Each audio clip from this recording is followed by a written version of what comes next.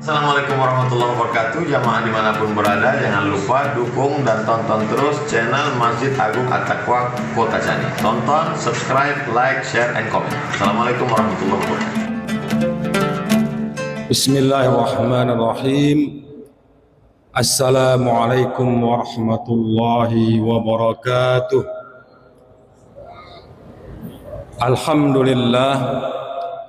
Alhamdulillahi rabbil alamin. Wassalatu wassalamu ala ashrafil anbiya'i wal mursalin wa ala alihi wa ashabihi ajma'in. Allahumma salli ala sayyidina Muhammad wa ala ali wa ashabihi ajma'in. Jamaah Isya dan Tarawih yang dimuliakan oleh Allah Subhanahu wa taala, pertama sekali marilah kita mengucapkan puji dan syukur kita pada Allah Subhanahu wa taala. Alhamdulillah, hari ini hari ke-29 dan malam ini malam ke-30 kita melaksanakan ibadah puasa dan salat tarawih. Allah masih memberikan kepada kita dua nikmat, nikmat iman dan nikmat kesehatan. Dua nikmat inilah sebagai modal kita dapat menjalankan perintah Allah, ibadah puasa di siang harinya dan melaksanakan salat tarawih pada malam harinya. Mudah-mudahan kualitas iman mampu kita jaga, mampu kita kuatkan. Insya Allah keluar Ramadan kualitas hidup kita semakin baik. Amin amin ya rabbal alamin. Salawat beserta salam kita sanjungkan ke junjungan alam Nabi Muhammad sallallahu alaihi wasallam sebagai kedua kita, sebagai suri teladan kita. Hadirkanlah Rasulullah SAW di tengah kehidupan kita. Bagaimana caranya? Minimal, standar minimal adalah memperbanyak salawat. Dengan salawat kepada Rasulullah SAW, insya Allah hidup kita diberkahi oleh Allah Subhanahu wa taala. Jamaah tarawih yang dimuliakan Allah Subhanahu wa taala, rangkaian ibadah yang telah kita lakukan selama bulan suci Ramadan, baik itu puasa, membaca Al-Quran, zikir, salat tarawih, salat berjamaah, i'tikaf di masjid, tahajud, bahkan ibadah ghair mahdhah pun banyak kita lakukan.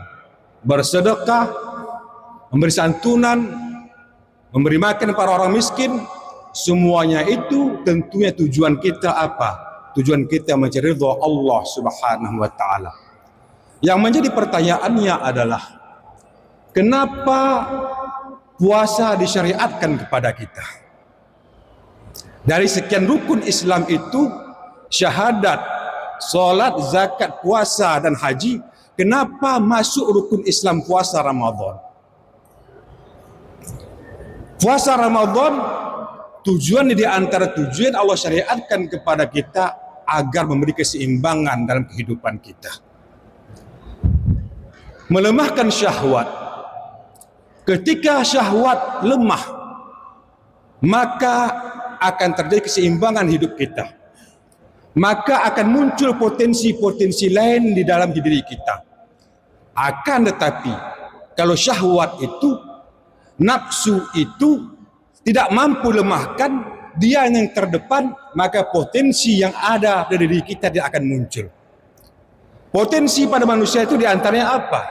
Diantaranya adalah cinta ibadah, cinta menuntut ilmu, suka kasih sayang, suka memberi. Akan tetapi kalau ini semuanya dikalahkan oleh nafsu, nafsu terdepan, maka cinta ibadah itu tidak akan muncul. Kasih sayang sama manusia dia akan muncul. Akhirnya apa? Kenapa? Karena nafsu didepankan. Makanya dalam ilmu tasawuf lebih dalam lagi, bahkan dalam ibadah itu pun ada maksiat. Apa tujuan kita untuk ibadah? Apa tujuan kita tahajud, i'tikaf di masjid agar mendapat Lailatul Qadar? Bagus. Akan tetapi dalam kajian tasawuf, kalau tujuan mencari mendapat Lailatul Qadar berarti bukan ibadah karena Allah Subhanahu wa taala. Para jamaah yang dimuliakan Allah Subhanahu wa taala. Intinya apa? Sejauh mana kualitas kita menghambakan diri kepada Allah Subhanahu wa taala.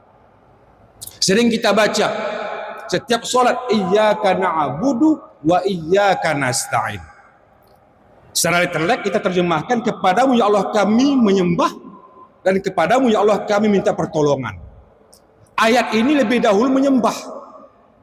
Kita minta pertolongan kepada Allah Subhanahu wa taala. Tidak akan turun pertolongan Allah selagi penghambaan kita tidak maksimal.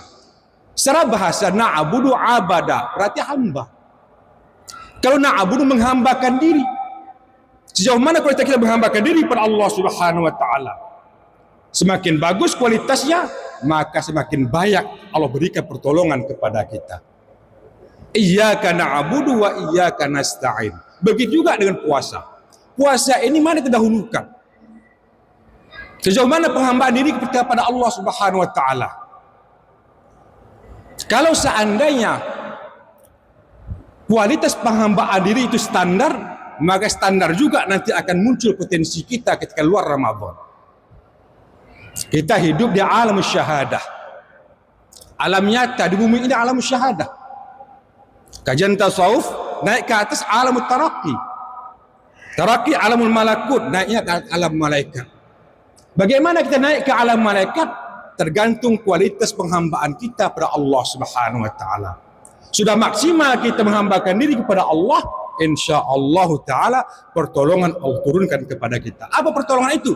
Minimal dengan puasa ini mampu kita rendahkan, lemahkan nafsu kita, maka potensi yang ada pada diri kita, potensi yang positif itu insya Allah akan mampu keluar di luar Ramadan ini. Kuncinya adalah kesimpulannya bahwasanya Ramadan ada untuk sebagai wahana memberi keseimbangan kepada kita dalam mengawal kehidupan kita sehari-hari ke depannya.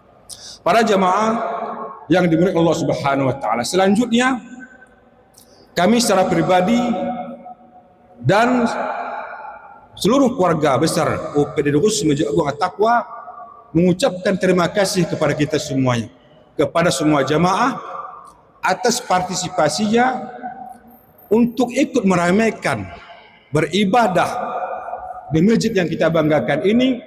Kemudian juga kami mohon maaf sebesar-besarnya apabila selama 29 hari apabila pelayanan kami yang kurang maksimal, saya atas nama pribadi dan keluarga besar UPD Khusus Masjid Agung At-Taqwa mohon maaf. Masukan kritikan yang positif sangat kami harapkan, mudah-mudahan kelemahan-kelemahan ke depan mampu bisa kami perbaiki. Selanjutnya sebagai informasi, tadi pukul 20 kurang lebih pukul 20.19 sudah ditetapkan oleh Kementerian Agama bahwa 1 Syawal 1440 Hijriah jatuh pada hari Sabtu 21 Maret 2026. Oleh karena itu, untuk Masjid Agung At-Taqwa kita melaksanakan sholat Idul Fitri rangkaiannya besok setelah kita berbuka sholat maghrib, kita lakukan pembukaan takbir dengan memukul beduk di gerbang utama Masjid Agung At-Taqwa. Kemudian esok harinya hari Sabtu kita melaksanakan sholat Idul Fitri tepat pukul 7.30. Harapan kami semua jamaah sudah hadir jam 7. Kenapa? Karena jam 7.15 sudah kita menyusun saf seperti mana biasanya. Kemudian jam 7.30 kita akan mulai sholat Idul Fitri dengan penceramah Dr. Dedi Saputra, kemudian dengan Imam Dr. Fatur Rahmi, dosen Unsiah Banda Aceh, dan Dr. Dedi Saputra adalah dosen UIN IAIN Madinah. Demikian informasi dari kami. Terima kasih. Wassalamualaikum warahmatullahi wabarakatuh.